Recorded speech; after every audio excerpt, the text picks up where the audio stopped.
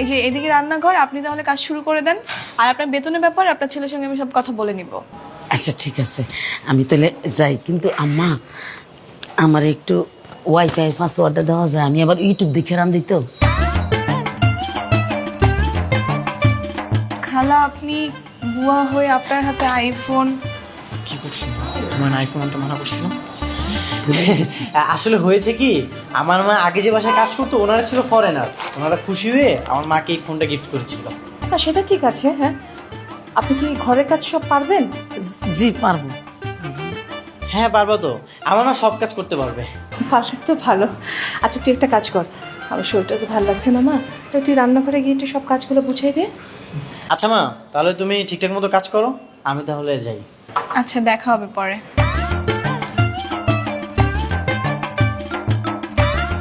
খালা, আপনি তাহলে রান্নাঘরে যান, সবকিছু রাখা আছে, নিজের মতো করে রান্না করবেন, ঠিক আছে? আচ্ছা ওই আপনি রান্না বান্না শেষ হলে আমার ঘরটা একটু মুছে দিন। আমি দুদিন ধরে অসুস্থ, তো আমি ঘরটা পরিষ্কার করতে পারিনি। হ্যাঁ, একটু মুছে দিন পুরো ঘরটা। প্রত্যেক দিন? হ্যাঁ প্রত্যেক দিন। আরও খালা, প্রত্যেক সপ্তাহে আমার কাপড়গুলো ধুয়ে দিতে হবে একটু কষ্ট করে। হ্যাঁ, কয় বালতি? বেশি না, 1 বালতি। আমার বাসায় আমি 1 কাপ চা বানিয়ে কোনোদিন খাইনি, আর এই ছেলের জন্য আমাকে এত কষ্ট করতে হচ্ছে। তো ঠিক আছে, তাহলে তো নিয়ে যা। খালা, তাহলে যান, শুরু করে দেন। আপনি আসেন আমার সাথে, আমি বুঝাই দিই। বুঝুন, আসেন।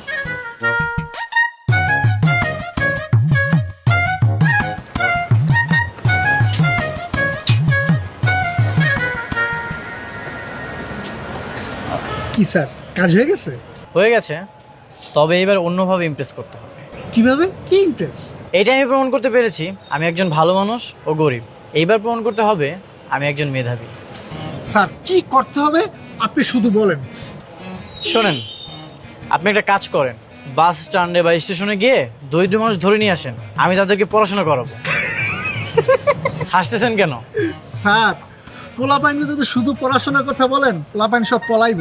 এমন বউ দর দিব ওকে অস্তিত্ব পর্যন্ত খুঁজে পাবেন না, মনে করে যে খাওয়াই মিশা যায়।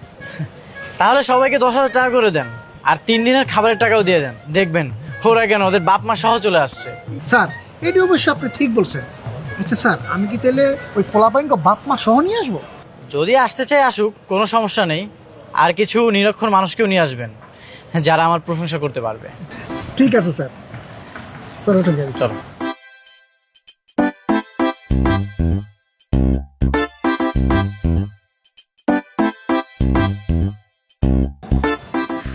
কি ব্যাপার, এত দেরি হচ্ছে কেন? কখন থেকে বসে আছি। এই যে ম্যাডাম, গরম গরম রুটি চলে আসছে।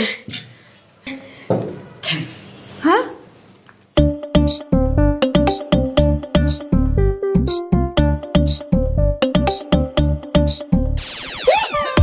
এটা এটা তুমি কি করছো? কি রুটি বানিয়েছো তুমি?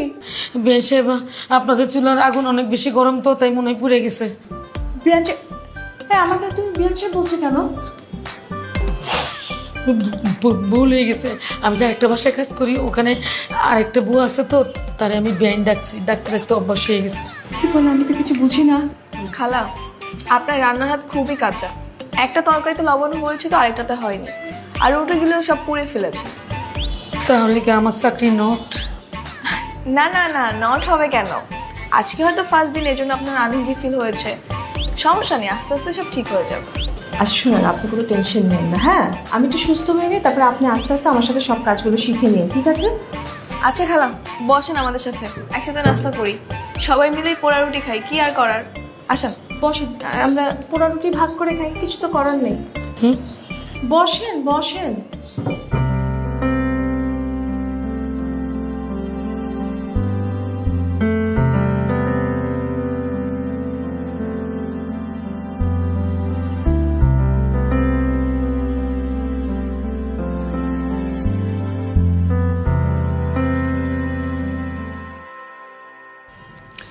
বলো তো এটা কি?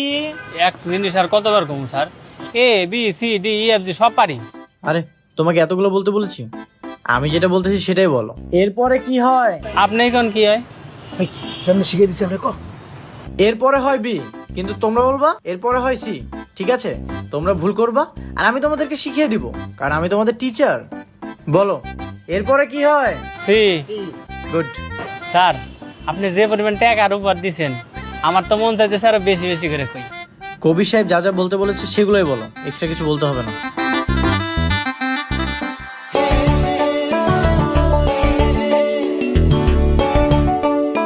শোনো, আমার এলাকায় কেউ নিরক্ষর থাকবে না।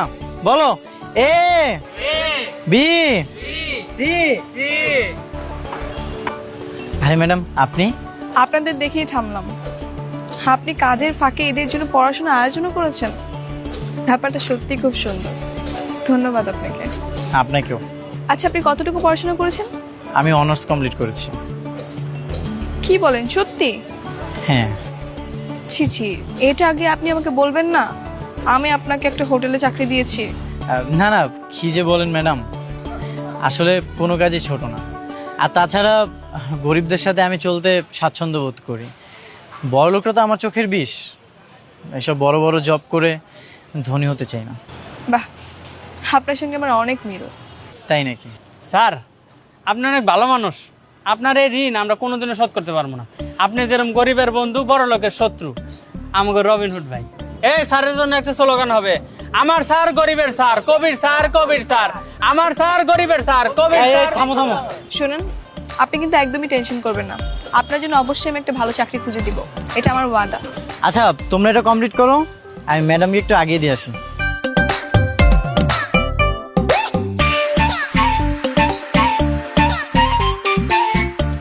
আপনাকে আমি যত দেখছি যতই মুগ্ধ হচ্ছে। আমিও। জানেন, আপনার মাও কিন্তু অনেক ভালো মানুষ। যাদের মা অনেক ভালো তাদের সন্তান এমনি অনেক ভালো হয়। আচ্ছা, আপনার বাবা যেন কি করে বলেছিলেন? বাবা বাবা ওই যে সবজি বিক্রি করে। সেটাই তো। চলুন না আপনার বাবার সঙ্গে একটু পরিচয় হয়ে আসি। কি হলো, কোনো সমস্যা? না না, কোনো সমস্যা না। আজকে আমার বাবা একটু কারণ বাজার গিয়েছে সবজি আড়তে, কালকে নিয়ে যাই। হ্যাঁ ঠিক আছে, চল। খালাম আপনার চা। আজকে আমার খুশির দিন। এই তুমি বোকার মতো হাসছো কেন? ওমা হাসবো না? এখন কেমন লাগে? আমি যখন কাজের বুয়া সাজবো বলছিলাম তখন তো খুব মজা নিয়েছিলাম। এখন এখন তো তোমাকে সবজি বিক্রি করতে হবে। আমি বিষয়টা নিয়ে এত সিরিয়াস আর তোমরা বিষয়টা নিয়ে মজা নিচ্ছ। আমি চাচ্ছি তোমরা আমার হুবুবের মনে দাগ কেটে ফেলো। তোমাদের কাজে কর্মে কথাবার্তা যেন সে মুগ্ধ হয়ে যায়। বাবা, আমি কিন্তু বিষয়টা নিয়ে খুব সিরিয়াস, বুঝছিস? হ্যাঁ, আমি কিন্তু এই কাজে পটু। দেখবে এক চান্সে ওকে পটিয়ে ফেলবো। দেখা যাবে। মা, তোমার কাজে কর্মে কিন্তু তারা মুগ্ধ না, তবে তোমার কথাবার্তায় তারা খুব মুগ্ধ হয়েছে। হইতেই হইব। এই দুনিয়া যদি কোনো ভালো মানুষ থাইকা থাকে তো সেটা হচ্ছে আমার খালাম্মা আর খালু। ঠিক বলেছো। আচ্ছা বাবা, তুমি রেডি থাকো, আমি তোমাকে কাল নিয়ে যাবো। আমি অবশ্যই রেডি থাকবো, কোন টেনশন করিস না। ঠিক আছে।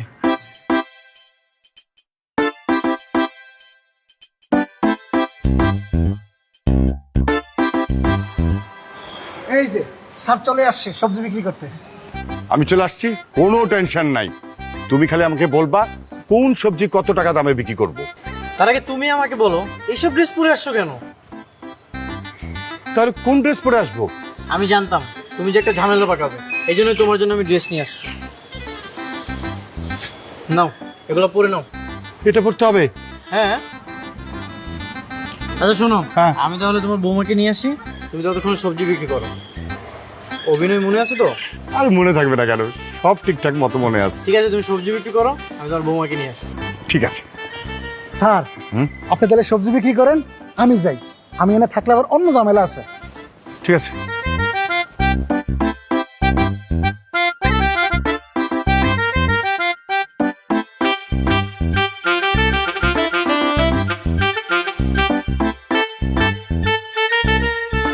হায় হায় হায় হায়, এ তো দেখি আমার অফিসের কর্মচারী।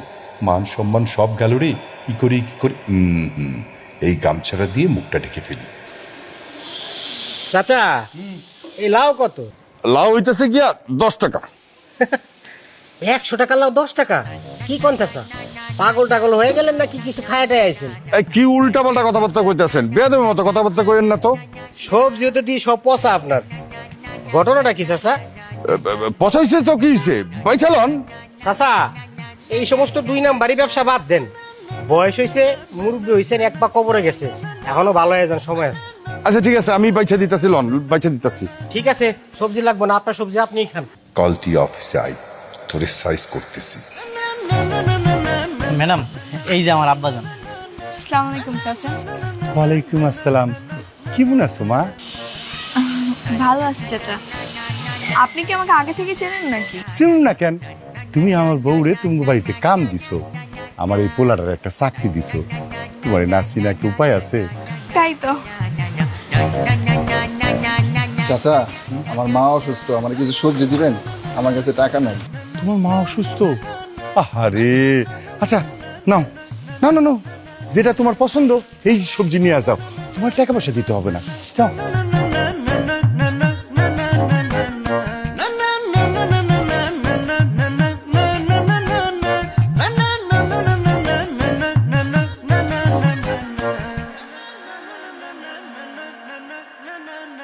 বাহ চাচা, আপনি তো অনেক ভালো মানুষ। এ আর এমন কি মা? সত্যি বলতে চাচা, আপনি যেমন ভালো, আপনার বউ ছেলে তারাও অনেক ভালো। আর আপনি কবিরকে নিয়ে একদম টেনশন করবেন না, ওকে কালকে আমি একটা নতুন কোম্পানিতে চাকরি দিচ্ছি, কথা হয়েছে। আলহামদুলিল্লাহ, আল্লাহ তোমার মঙ্গল করুক, তুমি সুখের সংসার হোক, ঘর জুড়ে একটা ফুটফুটা সন্তান আসুক, সেই সন্তানের রয়ে আমি যে কি আনন্দ করব।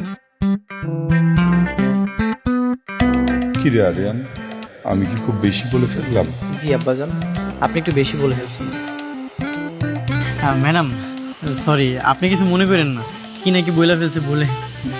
ইটস ওকে চাচা, আমি তো আজকে যাই, আমার লেট হয়ে যাচ্ছে। আচ্ছা ঠিক আছে মা, ভালো থেকো। জি, আসসালামু আলাইকুম। আব্বাজান, আপনি একটু বেশি বেশি বলে ফেলাইছেন। কি করু মা, আবেগে তো কয়া ফালাইছি, আমি কি বুঝা কইছি নাকি? বলিস কি, ওর বাবাও সহজ সরল। হ্যাঁ, তাহলে আর বলছি কি? জানো, আমি তো পুরো লজ্জায় লাল হয়ে গিয়েছিলাম। আচ্ছা শোন, ওর মাও কিন্তু অনেক সহজ সরল, তাই না? কোনো কাজ পারে না, কিন্তু দেখ কথাবার্তা খুবই মিষ্টি, আবার ব্যবহারও খুব আন্তরিক। মারে, একটা কথা বলি, রাগ করিস না। বলো না। শোন, ছেলেটা তো খুবই শিক্ষিত, আবার দেখতে অনেক সুন্দর, মা বাবার ব্যবহার তো খুবই ভালো। তুই তো এরকম একটা পাত্র অনেকদিন ধরে খুঁজছিলি, তাই না মা? কি বলছো? ঠিকই বলছি, তোর তো বিয়ের বয়স হয়েছে, তাই না? আবার তুই তো আবার ধনী পাত্র দেখে বিয়েও করবি না, মেধাবী দরিদ্র ভালো পাত্র তোর চাই। সব দিক থেকে চিন্তা করে দেখলাম এই ছেলেটা তোর জন্য একদম পারফেক্ট। ঠিক আছে, তুমি তাহলে ওর মার কাছে প্রস্তাব রাখো, দেখো কি বলে। লক্ষ্মী মেয়ে আমার, তাহলে কালকে ওর মার সাথে আমি কথা বলবো, ঠিক আছে?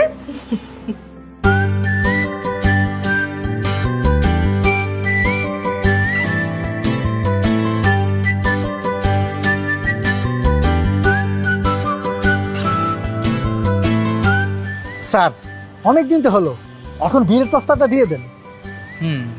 আমিও সেটাই ভাবছি।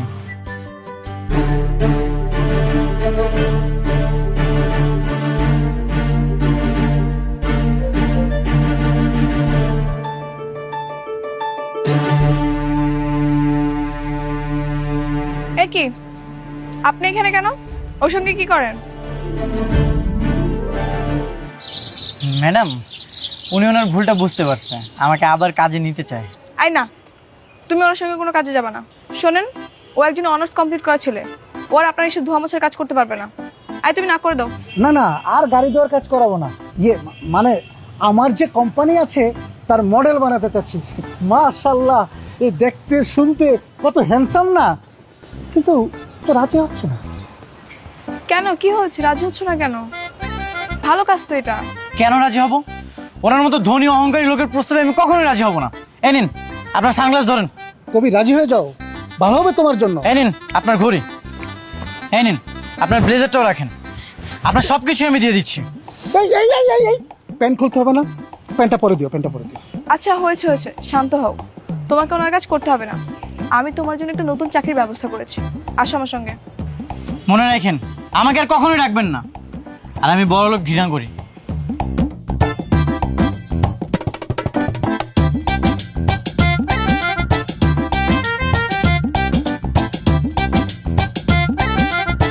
সত্যি কি আপনি আমার জন্য চাকরির ব্যবস্থা করেছেন? হ্যাঁ, তোমার কাজিনের সঙ্গে কথা হয়েছে, ও বলেছে খুব দ্রুতই তোমার চাকরি হয়ে যাবে।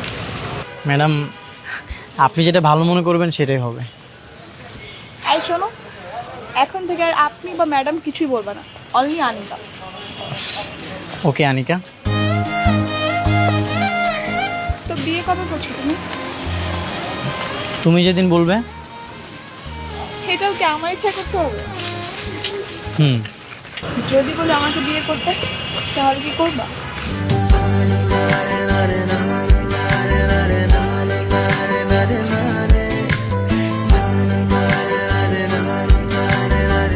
কি করবে না? কেন করবো না? আর এমনিতেও তো আমি তোমাকে অনেক পছন্দ করি।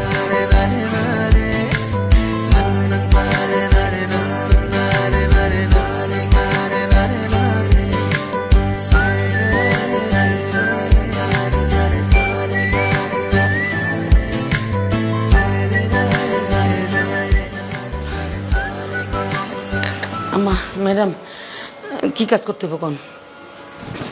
বসেন বসেন। জি ম্যাডাম, বলেন কি কাজ করতে হবে? আজকের জন্য না, আমি আপনাকে পুরো আগামী 1 মাসের কাজ দিয়ে দিচ্ছি। আচ্ছা ঠিক আছে, বলেন। আপনার যেটা কাজ করতে হবে সেটা হচ্ছে আপনার ছেলের সাথে আমার মেয়ের বিয়ের দিন ঠিক করতে হবে। আমার মেয়ে আপনার ছেলেকে পছন্দ করেছে। এখন যদি আপনি সম্মতি দেন তাহলে আমরা ঘরোয়াভাবে ছোট্ট করে অনুষ্ঠানটা করতে পারি। ম্যাডাম, হ্যাঁ, একটা সিমটা দেন তো।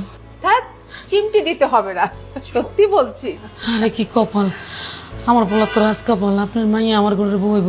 আমি রাজি, কালকে বিয়ে পড়াই দেয়। না না না না না, কালকে না, আমরা দুজন বসে কথা ঠিক করে আগামী শুক্রবার আমরা বিয়ের দিনটা ঠিক করে ফেলি। আচ্ছা ঠিক আছে, তাহলে আজকে কাজ করবো না, আজকে আপনার ছুটি, আপনি বাড়িতে যান, আপনার ছেলের সাথে কথা বলেন, ঠিক আছে?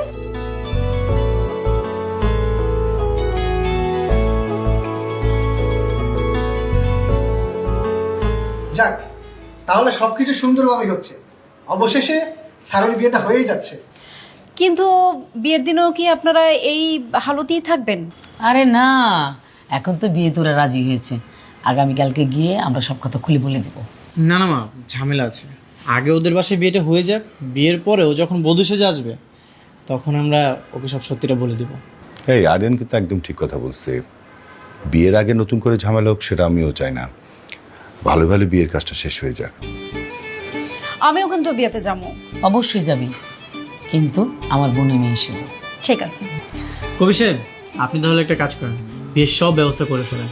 আর আপনিও কিন্তু বিয়েতে যাবেন আমার পুরনো বস সেজে। ঠিক আছে স্যার, এই বিষয়ে আপনার কোনো চিন্তা করতে হবে না, সব চিন্তা আমার।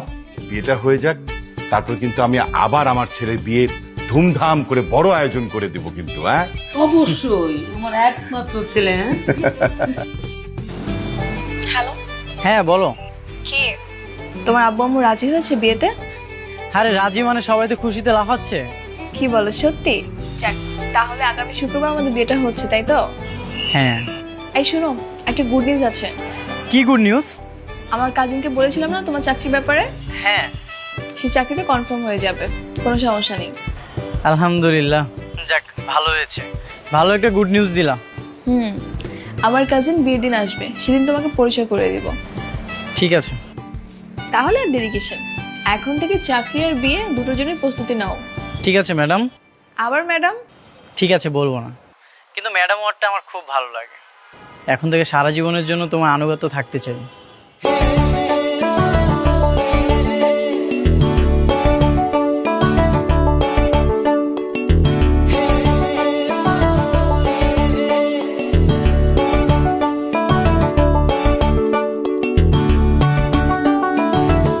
আনিকা, সারপ্রাইজ দেখ, আমি চলে এসেছি। কনগ্রাচুলেশন। থ্যাংক ইউ ভাইয়া। তোর বর কোথায়? আমার সাথে একটু পরিচয় করিয়ে দে। কেন, দেখো না সবাই তো ড্রয়িং রুমে আছে। আর বলিস না, তাড়াহুড়ো করে এসেছি তো, ঠিকমতো খেয়াল করা হয়নি। তোর সাথে গিয়ে পরিচিত হব। আচ্ছা যাচ্ছি। ভাইয়া, কবিরের চাকরিটা কি কনফার্ম হয়েছে? হ্যাঁ কনফার্ম হয়েছে, তোকে কিভাবে যে বলি, পদটা একটু ছোট, চাকরি করতে করতে প্রমোশন হয়ে যাবে। আচ্ছা সমস্যা নেই, ওটা হলেও হবে। তাহলে একটু স্মাইল আয়।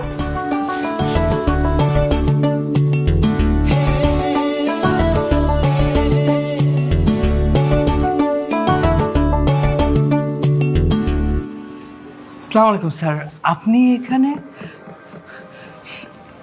আপনিও আছেন স্যার? ম্যাডাম আপনি কি ব্যাপার, ওদেরকে এইভাবে রেখেছিস কেন? প্লিজ কিছু নিন না। ম্যাডাম বসুন। মানে ওহো, তোকে তো বলাই হয়নি। উনি হচ্ছেন আমাদের চৌধুরী গ্রুপের চেয়ারম্যান রাইহান চৌধুরী, আর উনি হচ্ছেন তার ছেলে আরিয়ান চৌধুরী, আমাদের সিইও, আর উনি হচ্ছেন আমাদের ম্যাডাম। কি বলছিস তুই? আন্টি তার মানে কি স্যারের সাথে আনিকার? আরে ওর সাথে তো তোর বোনের বিয়ে হচ্ছে। কি বলছেন? আনবিলিভেবল। মানে আরিয়ান স্যারের সাথে আনিকার বিয়ে হচ্ছে? এটা তো চরম সৌভাগ্যের বিষয়। এক মিনিট, তুমি কি তাহলে এতদিন আমার সঙ্গে নাটক করেছো? তুমি গরিব নাও? দেখো অনিকা, আমি তোমাকে সবটা বলতাম, এখন যেহেতু জেনেই গেছো তাহলে শোনো। আমি আর কিছু শুনতে চাই না। মা, এই বিয়ে ক্যান্সেল। তুমি ওদের সবাইকে চলে যেতে বলো। তুমি আমার কথাটা বোঝার চেষ্টা করো। থাক, আমি আর কিচ্ছু বুঝতে চাচ্ছি না।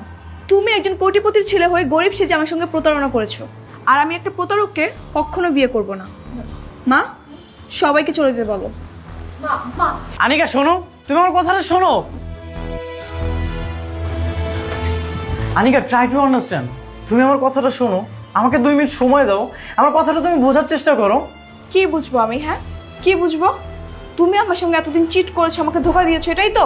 হ্যাঁ, আমি তোমার সাথে চিট করেছি, তোমাকে ধোকা দিয়েছি, কিন্তু কেন করেছি সেটা তো শুনবে। কেন? শুধুমাত্র তোমার ভালোবাসার জন্য। যেদিন তোমাকে আমি প্রথম দেখেছিলাম, তোমাকে দেখে না আমি মুগ্ধ হয়ে যাই, আর এই মুগ্ধতার পরিমাণ এত বেশি ছিল যে আমি তোমাকে ভালোবেসে ফেলি। তারপর আমি তোমাদের বাড়িতে বিয়ের প্রস্তাব পাঠাই, কিন্তু তুমি রিজেক্ট করে দিয়েছিলে। তখন জানতে পারি তুমি ধনী কাউকেই কখনো বিয়ে করবে না, তুমি তাদেরকে অনেক অপছন্দ করো। তারপর আমি এই গরিবের অভিনয়টা করি। আমার না কিছু করার ছিল না, এগুলো আমি করেছি শুধুমাত্র তোমার মন জয় করার জন্য, তোমার ভালোবাসা পাওয়ার জন্য। তুমি যখন জানতেই পেরেছিলে আমি ধনীদের অপছন্দ করি, তাহলে সেখানেই থেমে যেতে।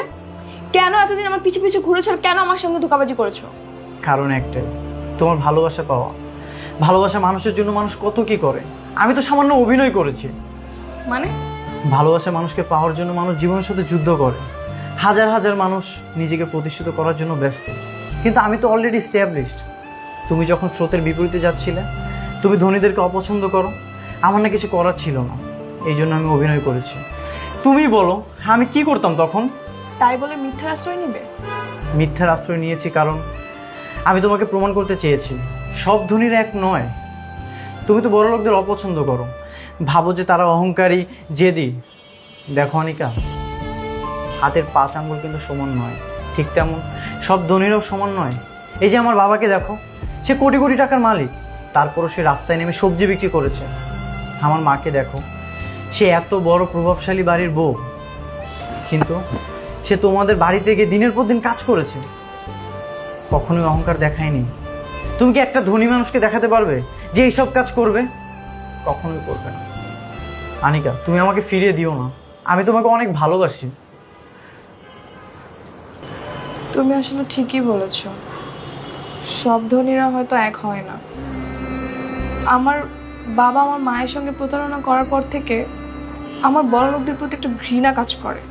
আমি বড় লোকদের সহ্যই করতে পারি না, কিন্তু তুমি আর তোমার ফ্যামিলি পুরো ধারণাটাই পাল্টে দিয়েছো। এটাই তো তোমাকে বোঝাতে চাচ্ছিলাম যে সব ধনীরা এক নয়। ঠিক আছে, আমি রাজি। তবে তবে কি আনিকা? তবে এতদিন যে আমাকে হ্যাপি করার জন্য তুমি আর তোমার ফ্যামিলি যেসব কাজ করতে, সমাজের জন্য ভালো ভালো কাজ করতে, গরিবদের হেল্প করতে, এটা বিয়ের পরেও করতে হবে। কেন করবো না? অবশ্যই করবো আমি।